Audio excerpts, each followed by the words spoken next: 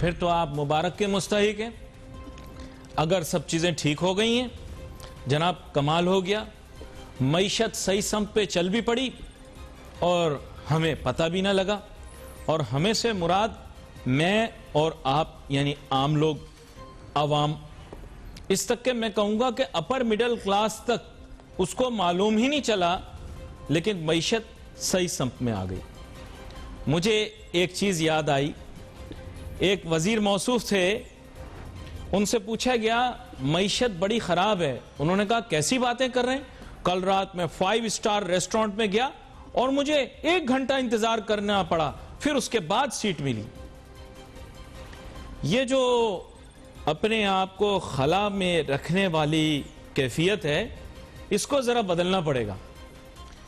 ये दरअसल गरीबों के साथ जो ताल्लुक और राब्ता पैदा किया हुआ है, ये खालिसतन ड्राइवर मासी चिपड़ासी से आगे बढ़ के आम लोगों को जांचने तक होना चाहिए। किसी भी इलाके में चले जाइए, बाई इलाके I mean middle class local, वहां पे चले जाइए आप और उनसे जाकर पूछें, साहब पूरा पाकिस्तान भाई चिपड़ासी मासी और ड्राइवर नहीं है। लोग फैक्ट्रियों में भी काम करते हैं, दिहाड़ीदार भी होते हैं, कोई पथारे बैठता है, कोई जनाब रेडी चलाता है, कोई छोटा कारोबार करता है, किसी का छोटा मोटा लेन देन का काम होता है। इतने सारे पेशे हैं, मजदूरी करने वाला अलहदा है। सिर्फ लोग डोमेस्टिक सर्वेंट्स नहीं है पाकिस्तान में।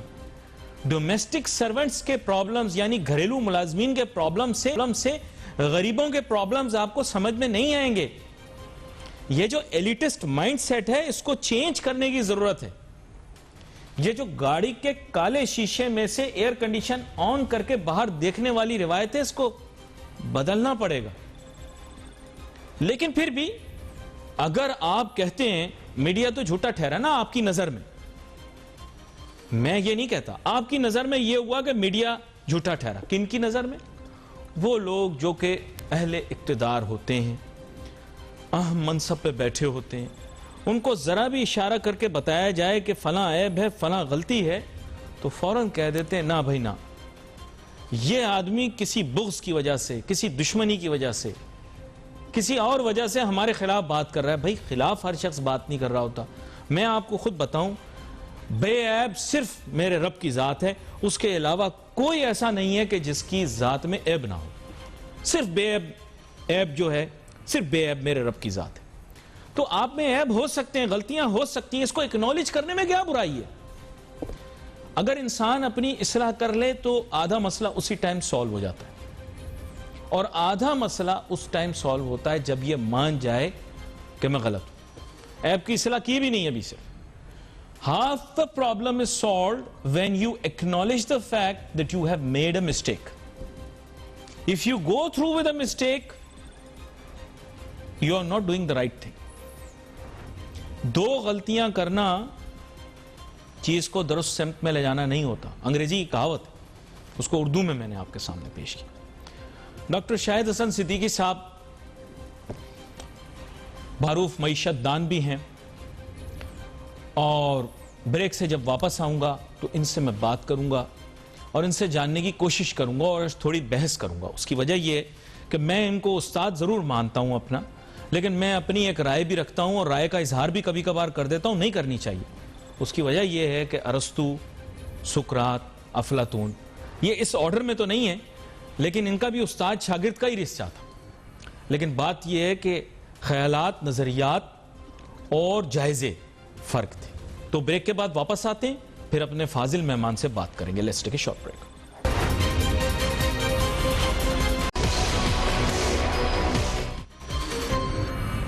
नाज़रीन welcome back after the break. अब गुफ्तगू करेंगे डॉक्टर शाहिद हसन सिद्दीकी साहब से।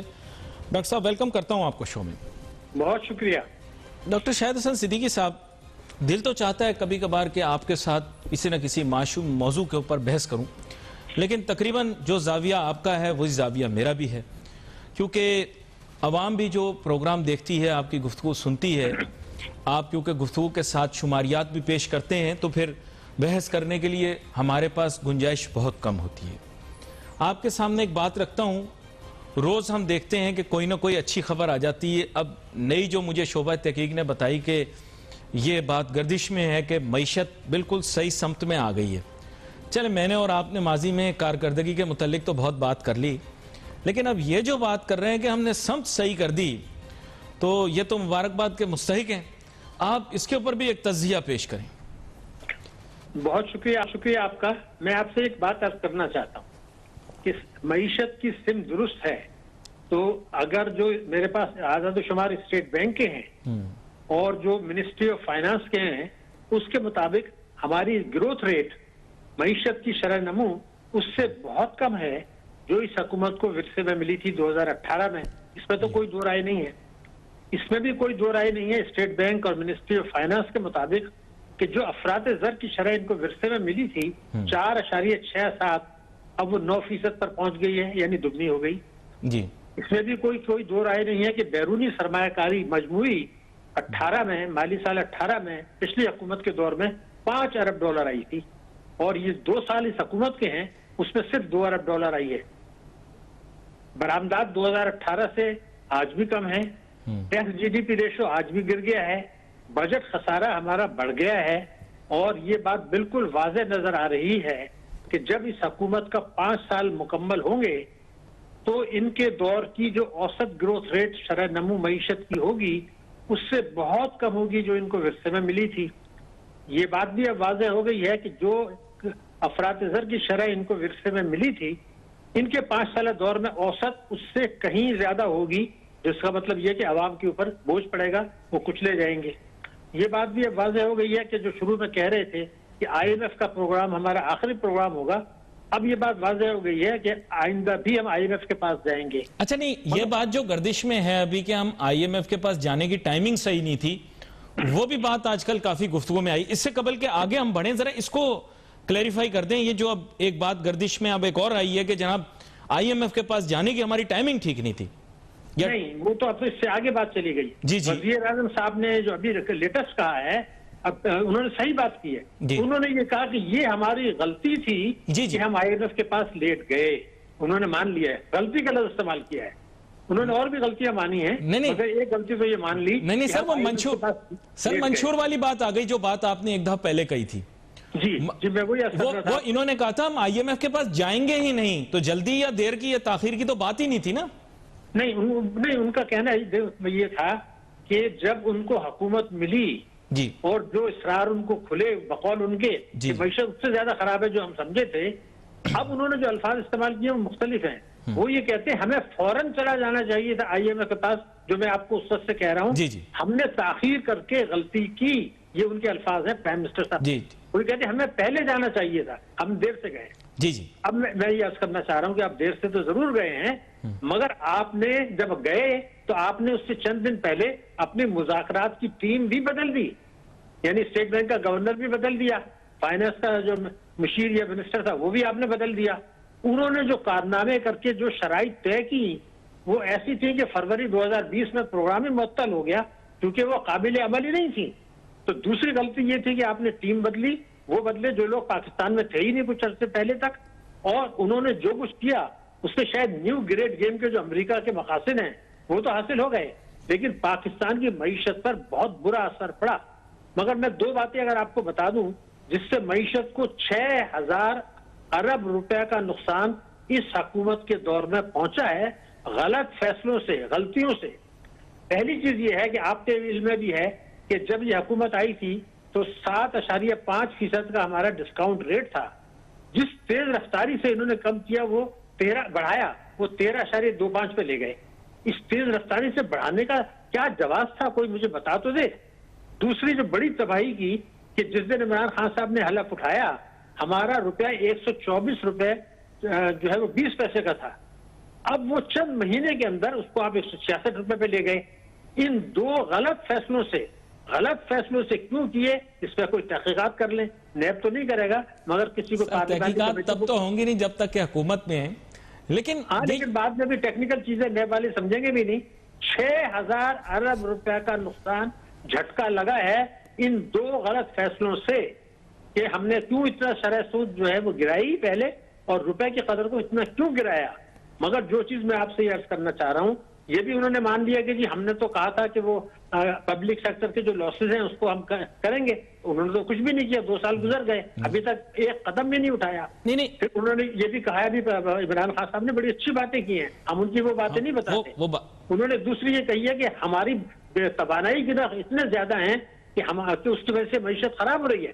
तो तवानाई के नर्ख तो इसलिए ज्यादा हैं कि आपने बिजली, पेट्रोल के नर्ख बढ़ाए, बिजली के नर्ख बढ़ाए, गैस के नर्ख बढ़ाए, इनडायरेक्ट टैक्सेस बढ़ाए, आपने एमनेस्टी दी, आपने जो है जो असासे आपके पास जिन्होंने फायदा नहीं उठाया, जिस कानून के तहत आप वो करना था, क्रैक डाउन करना था, और 900 अरब रुपया आपको मिल सकता था उन लोगों से जिन्होंने मईशत एमनेस्टी से फायदा नहीं उठाया। और बकौल प्राइम मिनिस्टर साहब, उनकी तफसील हमारे पास है, लेकिन जो ताकतवर तत्वों का दबाव है उसकी वजह से उन्होंने उन पर हाथ नहीं डाला। तो ये जो गलतियां हैं, पहाड़ जैसी गलतियां और इस्तेमाली ताकत के मकासद और सियासी बुनियाद पर गलतियां, क्योंकि उनके साथ जो कैबिनेट में लोग हैं, जो पार्लियामेंट में बैठे हैं, जो सूबाई असेंबली में बैठे हैं, वो इन इस्लाहात की तैयारी नहीं है जिसका उन्होंने वायदा किया था। नहीं, तो उससे शाहिद हसन सिद्दीकी साहब, मैं आपकी बातों से I take your points and I understand the facts and the stats presented by you. मैं ये कह रहा हूं कि आज की तारीख में वो ये कह रहे हैं कि समत ठीक हो गई है। माजी की गलतियों को तो जैसे आपने कहा कि उन्होंने खुद ही एक्नॉलेज कर लिया ना जब उन्होंने इन नुकात के ऊपर बात की।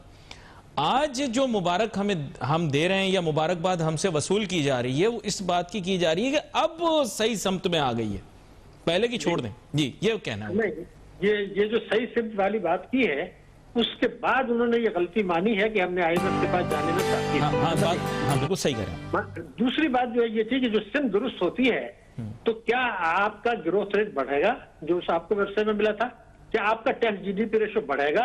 अगर मैं ये कहूं कि आपकी जो सिम दुरुस्त हुई है, मैं एक स्टेटमेंट दे रहा हूं आपके पास, इसलिए 6 महीने बाद आप पकड़ सकते हैं जी। मैं स्टेटमेंट ये दे रहा हूं कि चूंकि आपके बकौल आपकी मईशत की सिम दुरुस्त हो गई, तो क्या इस साल मैं यकीन दिला रहा हूं कि टैक्सों की वसूली का हदफ हासिल नहीं होगा।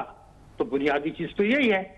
अगर मैं ये कहूं कि अफरात-ए-ज़र उससे बहुत ज्यादा रहेगा जो आपने रखा था, बजट खसारा हदफ से बहुत ज्यादा रहेगा, और बजट खसारे को मैं कहता हूं मदर ऑफ ऑल इविल्स, तमाम बीमारियों की मां।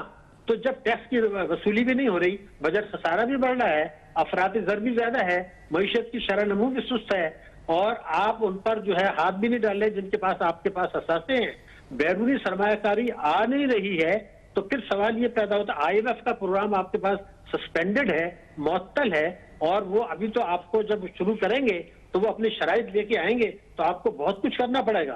तो एक और चीज है कि आपका जो बुनियादी कामयाबी इनकी क्लेम कर रहे हैं वो है जारी हिसाबात में खसारा में जबरदस्त कमी हुई और ये फाजिल हो गया। अच्छा, एक फिनोमिना समझना आपसे, एक फिनोमिना समझना, आपकी गुफ्तगू से मैंने एक पॉइंट पिक किया।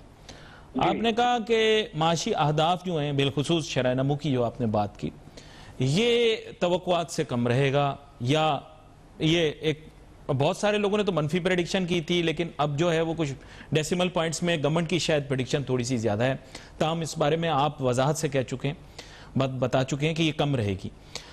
साथ ही साथ महंगाई की शरह ज्यादा रहेगी, तो दुनिया भर के मईशतदान परेशान होकर बैठ गए कि मुल्क में माशी कारकर्दगी जो है वो सुस्त रवि का शिकार है, लेकिन महंगाई जो है वो बढ़ रही है। सर, क्योंकि ये दोनों एक दूसरे के साथ किसी ना किसी तरीके से कनेक्टेड होते हैं, इकोनॉमिक ग्रोथ एंड इन्फ्लेशन। तो हमारे यहाँ इन्फ्लेशन ज्यादा रहेगी लेकिन इकोनॉमिक ग्रोथ कम रहेगी, समझ नहीं आया मुझे। नहीं, देखिए, समझ इसलिए आता कि अगर सिम सही होती तो वही होता जो आप कह रहे हैं। मसला ये आया कि आपने जब बिजली के नर्ख बेतहाशा बढ़ा दिए, गैस के नर्ख आपने बेतहाशा बढ़ा दिए, आप चीनी का बहरान आया, बहुत बड़ा स्कैंडल हुआ, वो किसी ने उस पर कुछ एक्शन नहीं लिया। गेहूं का बहरान आया, उस पर कोई एक्शन नहीं हुआ। उसके बाद आपने जो कुछ पॉलिसियां बनाई हैं, जरा देख तो नहीं क्या किया है। उस आपने ये किया है कि जखीरा अंदोजी आपने होने दी, स्मगलिंग होने दी, और नाजायज मुनाफाखोरी होने दी। क्या किसी को पकड़ा कि चीनी का जो इतना बड़ा बहरान एक स्कैंडल बनाया गया, उसमें किसी के खिलाफ कोई एक्शन हुआ? तो सवाल सिर्फ ये पैदा हो रहा है कि अफरात-ए-ज़र तो इसलिए बढ़ रहा है कि आपकी मईशत की सिमत गलत है। आपने जो कुछ पॉलिसियां बनाई हैं वो अवाम को कुचले जा रहे हैं और ताकतवर तबकों को मराद दी जा रही हैं। उसका मैं आपको अभी सबूत पेश कर देता हूं। लेकिन एक ब्रेक के बाद हम आपसे ये चीज जरूर पूछेंगे एक छोटी सी ब्रेक लेते हैं, ब्रेक के बाद वापस हाजिर होते हैं अपनी गुफ्तगू जारी।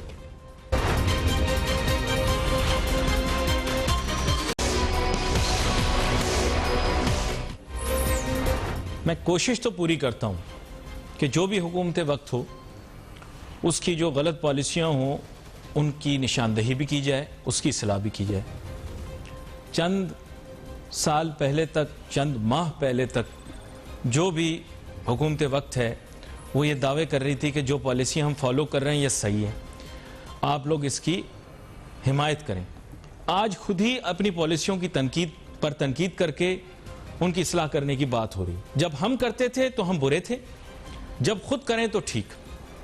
डॉक्टर शाहिद हसन सिद्दीकी साहब, इससे पहले कि आप कह रहे थे कि मैं वजाहत भी कर दूंगा, आपके पास इसकी शुमारियात भी होंगी, लेकिन एक जवाज़, इखलाकी जवाज़ रहता है हुकूमतों के पास कि मीडिया को बुरा भला कहना, मुल्क में इंटेलेक्चुअल्स को बुरा भला कहना, मईशत दानों को बुरा भला कहना, और फिर अपनी जो गलत पॉलिसियाँ उनकी तस्हीह ना करना, उनकी इस्लाह ना करना, लोगों को ये कहना कि लोगों ने लिफाफे पकड़े हुए हैं वगैरह वगैरह, और फिर उसके बाद खुद ही ये तस्लीम कर लेना कि हमारी पॉलिसी तब गलत थी, अब हम उसको ठीक कर रहे हैं, हम बड़े मासूम हैं, सब कुछ ठीक हो गया। तो डॉक्टर शाहिद हसन सिद्दीकी साहब, इस पर थोड़ी रोशनी डालें। ऐसे कैसे हो सकता है कि दुनिया को आपने हमारे खिलाफ किया, इकोनॉमिस्ट के खिलाफ किया, इंटेलेक्चुअल्स के खिलाफ किया, जब उन्होंने आपकी तस्हीह करने की कोशिश की, आपकी इस्लाह करने की कोशिश की, आज आप खुद वही बात तस्लीम कर रहे हैं और आप कह रहे हैं कि जनाब हम ठीक हैं। क्या कहते हैं आप? अली नासिर साहब जी, बात आपने बहुत वजाहत से कर दी है। एक बात मैं आपको बता दूं, पाकिस्तान की मईशत को बेहतर बनाने के लिए जिन बुनियादी इस्लाहात की जरूरत है, अगर ये हुकूमत या उससे पहले वाली हुकूमत उनको सही इस्लाहात करने की कोशिश करेगी तो वो हुकूमत को उठा के फेंक दिया जाएगा। इसमें किसी पाकिस्तानी को कोई शुबा नहीं होना चाहिए। इमरान खान साहब ने क्या इलेक्टेबल्स को टिकट नहीं दिए थे क्या? उनको नहीं पता था कि जिन लोगों को वो टिकट दे के ला रहे हैं वो स्टेटस को वाले हैं, वो हर किस्म की आमदनी पर टैक्स लगाने के लिए तैयार नहीं होंगे, वो मईशत को दस्तावेजी बनाने के लिए तैयार नहीं होंगे, वो एहसाब का अमल नहीं होने देंगे, वो अंडर इनवाइसिंग को नहीं रोकेंगे, वो ओवर इनवाइसिंग को नहीं रोकेंगे। मैं आपसे यह अर्ज कर रहा हूं कि जो हुकूमत चाहे फौजी हो, उनकी हिम्मत नहीं हुई मुशर्रफ की कि वो कर सके। जो हुकूमत उसको कोशिश करेगी उसको उठा के फेंक दिया जाएगा, इसलिए कि कोई हुकूमत अपने मंशूर पर अमल नहीं करती, टिकट उन लोगों को देती है जो कि स्टेटस को के हामिल हो, जिनको के इलेक्शन जीतने का इम्कान हो। तो मुशर्रफ ने, आपको याद होगा, कहा था कि ये जो चोर लोग बाहर चले गए थे मेरे दौर में वापस आ गए और वो इलेक्ट भी हो गए, वो कैबिनेट में भी आ गए। अरे भाई, तो आपने किया, यही काम इमरान खान साहब ने किया है। इनके मिनिस्टर्स, इनकी पार्टी के मेंबरान इस बात के लिए तैयार नहीं हैं। वो इस्लाहात जो इन्होंने वायदा किए थे कौम से, 10 नुकाती हो, तालीम का बजट हो, सेहत का बजट हो, एग्रीकल्चर टैक्स हो, मईशत को दस्तावेजी बनाना हो और अंडर इनवाइसिंग को रोकना हो, ओवर इनवाइसिंग को रोकना होगा, उसके लिए उठाकर फेंक दिया जाएगा। उनको भी पता है, इसलिए वो वही कुछ कर रहे हैं जो पिछली हुकूमतों ने किए। अगर मैं आपसे ये अर्ज कर दूं कि जो 5 साल 2013 से 2018 के थे, खैबर पख्तूनख्वा में जो सूबाई असम्बलियों के मामला थे 10वीं 18वीं तरमीम के तहत, उसमें जो पंजाब ने किया वही खैबर पख्तूनख्वा ने किया। हालांकि उनके पास जो लोग थे वो सब निस्बतन बेहतर थे और उनको असम्बली में अक्सरियत हासिल थी, उन्होंने वो 5 साल नहीं किए, अब भी नहीं कर रहे, अब तो उनको अक्सरियत ही नहीं है। तो पहले आप ये तस्लीम कर लें कि अगर ये कानून नहीं बनता कि जो आप इंतखाबी मंशूर लेकर आते हैं, वोट की इज्जत करने का मतलब ये है उस मंशूर पर आप मुमकिन हद तक अमल करें। अगर आप उस पर 100% अमल नहीं करेंगे तो फिर तो नताइज वही होंगे जो हो रहे हैं। ये है आपका मसला, इसको आप तस्लीम कर लें। इनके लोग वही हैं जो दूसरी पार्टियों में थे, जो गलत कार्यों में मुलव्विस थे, या जो IMF के नुमाइंदे हैं उनको दोबारा ले लिया, जो वर्ल्ड बैंक के नुमाइंदे हैं दोबारा ले लिया, जो लीपापोती किया करते थे पिछली हुकूमतों के दौर में वो सब वापस आ गए इस हुकूमत में, कोई स्पेशल असिस्टेंट बन गया। तो ये है बुनियादी खराबी के इख्तिदार को तूल देने के लिए, इख्तिदार में आने के लिए इन लोगों को जिनको अशराफिया कहते हैं, उर्दू में माफिया भी आप कह सकते हैं, वो इनके गिर्द हैं, इनके साथ शामिल हैं। ये मैं बुनियादी तौर पर पूरी जिम्मेदारी से आपसे बता रहा हूं। इसीलिए 1980 से आज तक औसत हमारी ग्रोथ रेट भारत से भी कम है, बांग्लादेश से भी कम है, श्रीलंका से भी कम है। क्या वजह है? इसकी वजह यही है कि करप्शन हो रहा है, इंटेलेक्चुअल करप्शन हो रहा है। एहतसाब नाम की कोई चीज मौजूद नहीं है। कोई कानून ऐसा, कानून को तोड़ के अवाम को कुचला जाता है। अब एक बड़े वाज़ेह मिसाल आपको दे दूं, इक़्तिसादी पैकेज आया, पेंडेमिक आ गया, लोगों के रोजगार चले गए। स्टेट बैंक ने शरह सूद कम करने के साथ ही 600 अरब रुपया का वो कम मिल रहे हैं खातेदारों को, एक साल करोड़ों लोगों को, उनके लिए कोई नहीं आया। स्टेट बैंक ने, मैं कानून कोट कर रहा हूं, 40A banking company ordinance 26A4 की खिलाफ वर्जी की और बैंकों को यह अहकाम दिए कि आप उनका जो शरह मुनाफा आधा कर दें, यानी 11.25 से लेकर 7 कर दिया। और मुनाफे पे विद होल्डिंग टैक्स भी बहुत ज्यादा है, क्या मैं दुरुस्त कह रहा हूं? फाइलर के लिए भी और नॉन फाइलर के लिए भी, दोनों के लिए मुनाफे पर जो है वो विद होल्डिंग टैक्स भी ज्यादा है, और अगर वो इदारा कौमी बचत के पास रखवा रहे हैं तब भी बहुत ज्यादा है। क्या मैं दुरुस्त कह रहा हूं? नहीं, बिल्कुल आप 100% सही कहते हैं, मगर एक जुमला अगर आप इजाजत दें तो मैं इजाफा कर दूं। यानी जिस आदमी ने आपने तनख्वाह से जिस पर उसने टैक्स दिया था, बचा के वो पैसा बैंक में रखा, उस पर जो मुनाफा मिला उस पर 15% टैक्स है। 15% फाइलर के लिए, फाइलर के लिए, फाइलर के नहीं, नॉन फाइलर को 30%। मैंने कह दिया ना आपको, जिसने टैक्स किया। लेकिन जिसने चोरी करके मल्टी स्टोरी बिल्डिंग बनाई उस पर 1.5% टैक्स है। खुदा के गजब से गए 1.5% टैक्स उस अरबपति पर जिसने बिल्डिंगें बनाई, प्लॉट्स बनाए, बंगले बनाए, और जिस बेचारे ने आमदनी से टैक्स देने के बाद तनख्वाह से बचत की, बैंक में रखा, उसके मुनाफे पर 15% टैक्स है। चोर के लिए 1.5% है। ये दोनों कानून इमरान खान साहब के दौर के हैं। तो ये वही चीज है कि जिनके पास बिल्डिंगें थी, प्रॉपर्टी माफिया था, उससे कोई आदमी टक्कर नहीं ले सकता। मैं दिफा नहीं कर रहा, लेकिन मैं आपके सामने यही चीज रखता हूं। Basically more of the same है। हम वजीर आजम इमरान खान को तो उसके लिए ब्लेम नहीं कर सकते। बुनियादी तौर पे माजी की हुकूमत की भी तो एमनेस्टी स्कीम के ऊपर मैंने और आपने काफी लंबी और तवील गुफ्तगू की थी, और काफी नशिस्तों में। जी, मैं आपसे एग्री नहीं करूंगा। देखिए, रिकॉर्ड देखिए, जो PMLN जो लेकर आए थे वो अप्रैल में लेकर आए थे, टैक्स एमनेस्टी आपको याद होगा 2018 में, वो 31 जुलाई तक चली थी। 31 जुलाई 2018 तक वैलिड थी। अगस्त में इमरान खान साहब आ गए, उन्होंने वो जो कानून बना था कि जो उससे फायदा नहीं उठाएंगे उनकी नस्लें भी रोएंगी, उन्होंने उस पर अमल दरामद इमरान खान साहब ने रोक दिया।